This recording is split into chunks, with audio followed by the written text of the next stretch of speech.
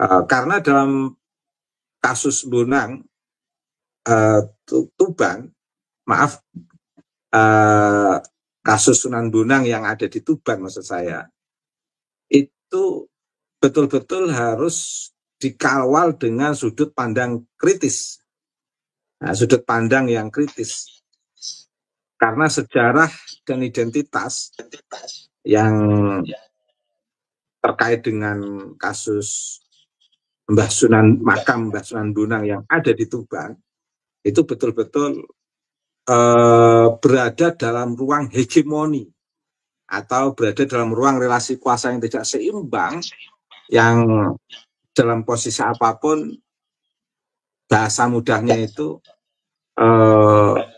Habib Hussein Ba'akil itu bukan orang sembarangan, memiliki relasi jejaring yang luar biasa. Maka memahaminya juga harus dengan betul-betul sudut pandang kritis. Karena kalau memahami sejarah dan identitas makam Mbah Sunan Bonang yang ada di Tuban tidak dari sudut pandang kritis, tentu akan berhenti dari awal, karena berhadapan dengan sebuah tembok besar yang memiliki hegemoni yang sangat kuat.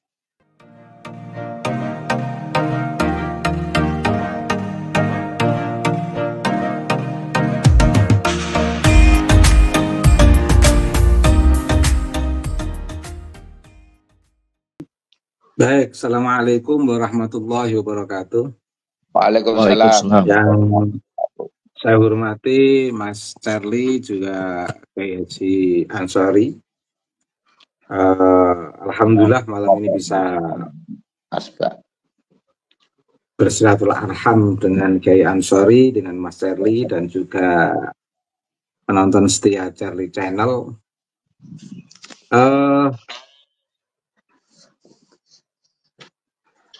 Dalam kasus Bonang, saya kira tidak berbeda dengan kasus-kasus makam yang lain, termasuk yang ada di Kudus, ada di Winongan Pasuruan, dan seluruh Indonesia. Karena ini kasusnya sudah kasus universal. Persoalan Ba'alwi itu persoalan universal dalam konteks Indonesia, Mas Darli.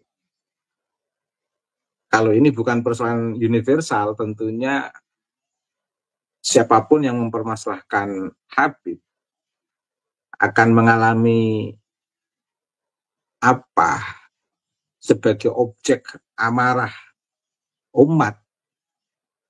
Tapi karena ini sudah kasus universal, maka nggak bisa disamakan antara kasus tesis Kiai Imat dengan Trans 7. Karena kasus Trans 7 ini universalitasnya itu jatuh pada teori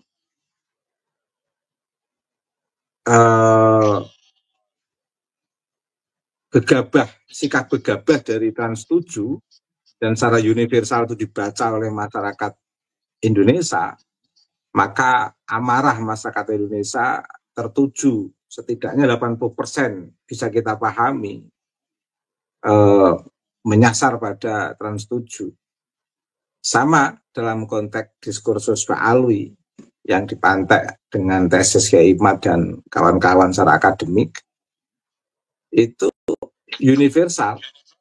Banyak masyarakat merasakan dari berbagai sisi terkait dengan persoalan Ba'alwi.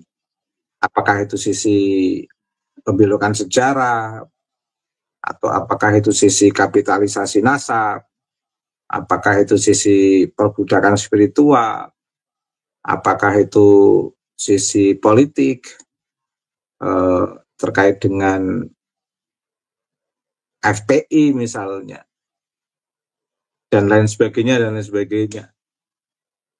Dan itu masuk pada jantung kenyamanan masyarakat Indonesia, sehingga masyarakat Indonesia merasa terusik dengan fenomena Ba'alwi, akhirnya apa? Berita tentang Mbak Alwi itu banyak yang menonton karena banyak yang menemukan atau mengalami atau setidaknya mendengarkan tema-tema atau permasalahan-permasalahan seputar Mbak Alwi, baik yang terjadi di Jakarta, terjadi di Jawa Barat, di Jawa Tengah, di Jawa Timur, di Bali, akhirnya menjadi konsumsi publik karena publik menganggap penting berita itu karena masing-masing pernah punya kedekatan persoalan yang sama terkait dengan Pak Alwi sehingga tertarik untuk menonton itu. Sehingga Mas Sheryl sendiri pernah melakukan penelitian, ternyata perbincangan sosial media tentang Pak Alwi itu menjadi top trending di sosial media. 7 besar. 7 besar Pak Kiai. 7 besar top trending nasional. Dalam konteks isu nasional. Ini artinya universal. Semua masyarakat terbelalak mata dan pikirannya untuk ikut menyaksikan dan mengikuti diskursus ini karena banyak yang mengalami dalam tanda kutip nasib yang sama sehingga merasa seolah-olah adanya diskursus Pak Alwi ini seperti memberikan harapan bagi mereka yang punya masalah dengan Pak Alwi, memberikan solusi karena hal-hal yang terkait dengan Pak Alwi seolah-olah memang sulit tersentuh oleh aspek hukum karena memang masuk dalam jantung keberagamaan dalam tanda kutip. Seolah-olah masalah Pak Alwi itu masalah agama sehingga pihak aparat keamanan menyentuh Pak Alwi itu khawatir dikatakan sebagai orang yang tersesat, orang yang menodai agama dan sebagainya. Sehingga jarang yang berani menyentuh hal itu. Termasuk beberapa kasus sulit ditembus ketika harus berkaitan dengan Pak Alwi. Tapi alhamdulillah 3 tahun terakhir ini dengan dipantek melalui kajian akademik, ilmiah, Kiai Imaduddin Utsman, kajian filologi, kajian saintifik, genetika terkait dengan DNA misalnya, dan banyak problem-problem sosiologis, antropologis, kebudayaan, politik,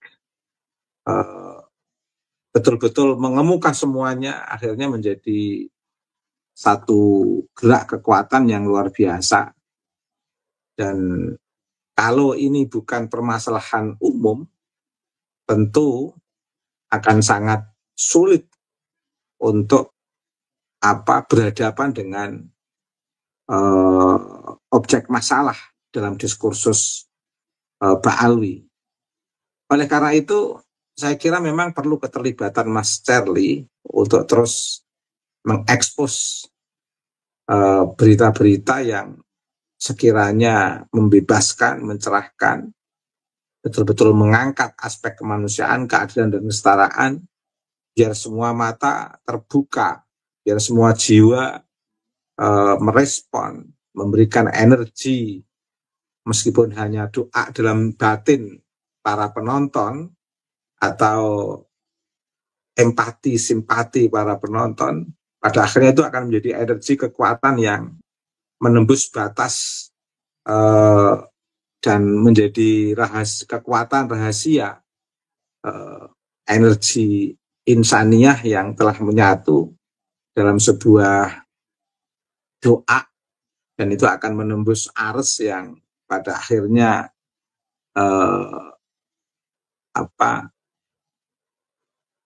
akan dikabulkan oleh Allah Subhanahu wa Ta'ala. Dan perlu keterlibatan yang bersifat ikhtiari dari termasuk diantaranya Mas Cherly Channel untuk mengawal ini semuanya.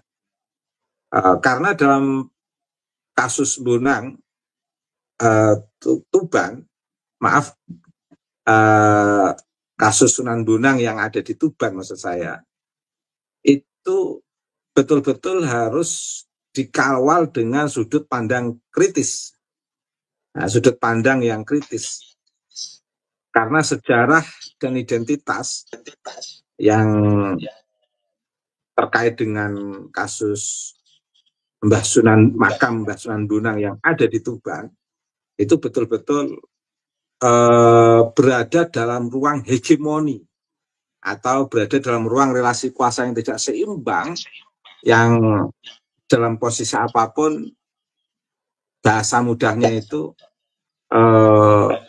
Habib Hussein Ba'akil itu bukan orang sembarangan, memiliki relasi jejaring yang luar biasa. Maka memahaminya juga harus dengan betul-betul sudut pandang kritis. Kalau memahami sejarah dan identitas makam Mbah Sunan Bonang yang ada di Tuban tidak dari sudut pandang kritis, tentu akan berhenti dari awal, karena berhadapan dengan sebuah tembok besar yang memiliki hegemoni yang sangat kuat. Tuban itu kawasan Habib yang notabene memiliki jejaring yang sangat kuat. Tetapi di luar dugaan saya, Mas Serli, ternyata dengan gerakan Kiai Ansori, sesuatu yang saya anggap tembok tebal itu ternyata tidak sebagaimana yang saya bayangkan. Di sana didukung oleh kritisisme masyarakat, kesadaran masyarakat, dan totalitas para tokoh-tokoh agama termasuk Kiai Haji Ansori yang betul-betul membebaskan dan mencerahkan masyarakat, memberikan sudut pandang yang kritis dan menginspirasi masyarakat terkait dengan fenomena makam Mbah Sunan Bonang yang ada di Tuban. Dan memang kasus Tuban ini, saya sebut kasus Tuban saja biar untuk memudahkan dialek, Mas Serli. Memang kasus Tuban ini adalah kasus yang memerlukan penegakan hukum yang ekstra. Satu sisi dikatakan ekstra karena menghadapi hegemoni jejaring sosial politik yang sangat mempengaruhi penegakan hukum. Di satu sisi, di sisi lain ada kekuatan bagi yang mau menegakkan hukum, karena di situ sudah menjadi cagar budaya. Di Undang-Undang Nomor 11 tahun 2010 kelihatannya itu, atau tahun berapa nanti Kiai Ansori yang lebih bisa menyampaikan, punya kewenangan dalam menyampaikan hal ini terkait dengan cagar budaya makam Sunan Bonang yang ada di Tuban. Dan meskipun saya katakan sebagai tembok besar yang penuh hegemonik karena jejaring itu tadi, tetapi akar budaya, sosial budaya masyarakat Tuban itu alhamdulillah berpihak kepada hukum yang benar. Kalau memang mau ditegakkan itu, ada alasan untuk menegakkan itu, meskipun harus berhadapan dengan hegemoni, dan itu didukung dengan sosial dan budaya masyarakat. Makanya alhamdulillah adanya Kiai Haji Ansori yang memiliki pengaruh yang luar biasa di Tuban dan memiliki jejaring secara sosiologis, antropologis dengan sosial dan budaya masyarakat, sehingga masyarakat turut memberikan energi doa, perbincangan, gerak jiwa yang itu sangat mempengaruhi alam bawah sadar atau sebagai bentuk gerak kosmologis, gerak kesemestaan atau kealaman yang menembus titik kesadaran fitrah manusia, yang akhirnya mau tidak mau pihak kepolisian, pihak penegakan hukum, bahkan saya yakin kalau masyarakat itu kompak, pihak yang memiliki otoritas kebijakan dalam konteks ini pihak pemerintah akan merespon, mengapresiasi apa yang menjadi gerak pikiran jiwa masyarakat Tuban, Mas. Kemudian mau tidak mau memang penyelesaian kasus makam Mbah Sunan Bonang yang ada di Tuban itu resolusinya, cara menyelesaikannya itu memang memerlukan basis keteladanan, teladan sikap, toleransi dan nilai-nilai Sunan Bonang yang bisa digerakkan oleh para kiai-kiai yang menginspirasi masyarakat sehingga masyarakat itu betul-betul underbeni ikut memiliki makam Mbah Sunan Bonang, sehingga betul-betul itu sebagai sebuah gerak lokal wisdom, kearifan lokal yang nggak bisa diule-ule, karena dalam posisi apapun catatan-catatan sejarah itu namanya Mbak Alwi itu imigran sebagai pendatang, dan namanya masyarakat lokal itu adalah masyarakat yang punya berbagai sejuta kearifan lokal yang memang harus dilindungi oleh pemerintah. Tentu secara kemanusiaan tanpa harus merendahkan Mbak Alwi sebagai imigran, karena Mbak Alwi sebagai imigran sudah dianggap sah sebagai warga negara. Meskipun secara formal saya sendiri tidak tahu, tapi setidaknya hak kewarganegaraan itu sudah mengakar 1 abad lebih di negeri ini. Paling tidak juga punya hak kemanusiaan, keadilan, dan kesetaraan. Tapi tetap saja di buku-buku ilmiah itu posisi mereka adalah imigran yang melakukan diaspora di Nusantara ini. Dan dalam konteks kesejarahan, akar sejarah Nusantara itu tidak memiliki kewenangan kesejarahan yang lebih kuat dari sejarah-sejarah yang sudah berlangsung di lingkungan masyarakat lokal. Jadi kalau ada perebutan legitimasi atas makam itu, tentu masyarakat lokal lebih kuat memiliki legitimasi. Tapi kalau tidak digerakkan oleh sebuah struktur, dalam konteks ini seperti PWLS, tidak digerakkan oleh ketokohan keteladanan dalam konteks ini seperti yang digerakkan oleh Kiai Haji Ansori, dan beberapa kesadaran masyarakat secara keseluruhan, baik yang ada di Tuban maupun di seluruh Indonesia, kalau tidak digerakkan itu tetap saja akan kalah dengan hegemoni. Karena betapa luar biasanya Mbak Alwi dalam 1 abad ini dalam konteks mengglorifikasi hasil interpolasi mereka di Nusantara ini yang cukup mapan melalui lesan para kiai-kiai. Tapi karena ada banyak hal yang memang membuka mata dan kesadaran kita semuanya, akhirnya semua memahami fakta historis dan realitas kesejarahan Mbak Alwi di abad 3, 4, 5, 6, 7, 8, 9 yang memang ditegaskan oleh Kiai Majuddin Usman sebagai ahistoris, dan interpolasi itu ada di abad 9 yang sampai sekarang bisa digugat secara ilmiah, dan posisi mereka sangat lemah untuk melakukan glorifikasi kembali karena sudah seperti itu.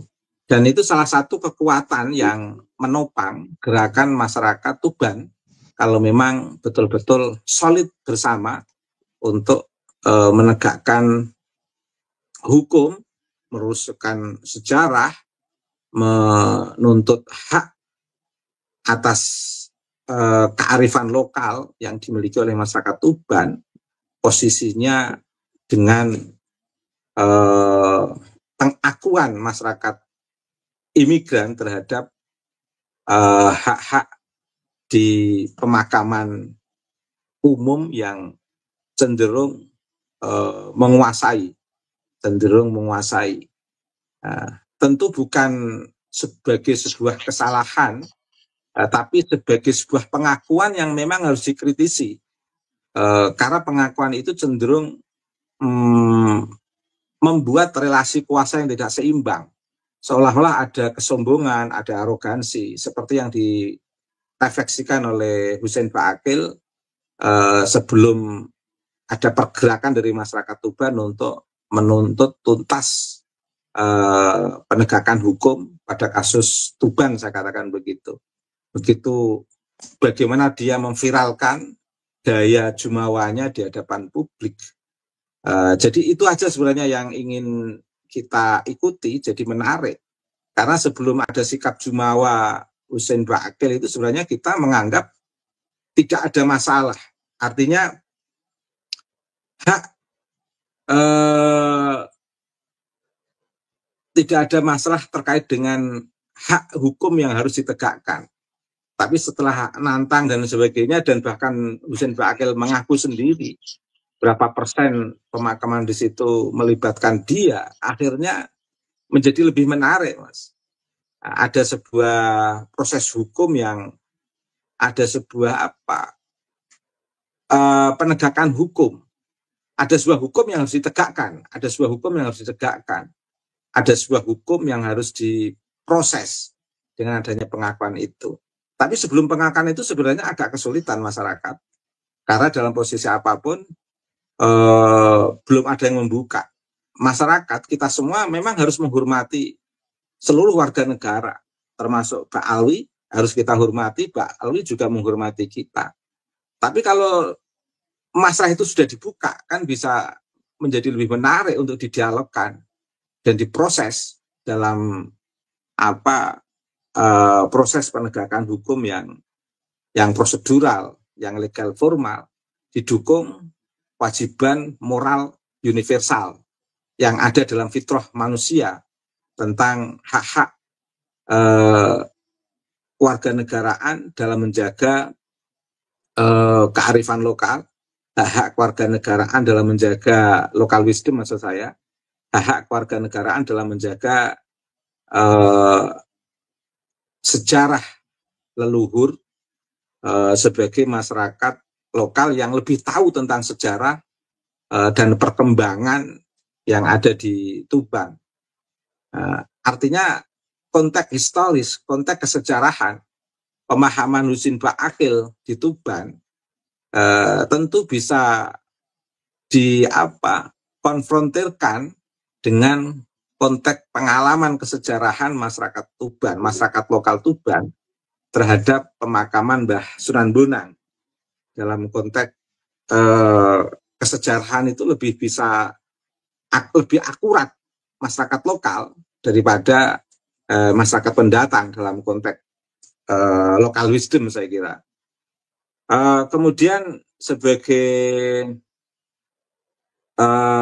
langkah kritis yang perlu dilakukan, alhamdulillah tadi saya ikuti sudah ada pelaporan dan pengawasan, ada advokasi dan edukasi, ada dukungan hukum, dan itu menarik karena memang negara kita adalah negara hukum dan kita tinggal menunggu cepat atau lambat, itu memang tidak terlepas dari proses politik kekuasaan.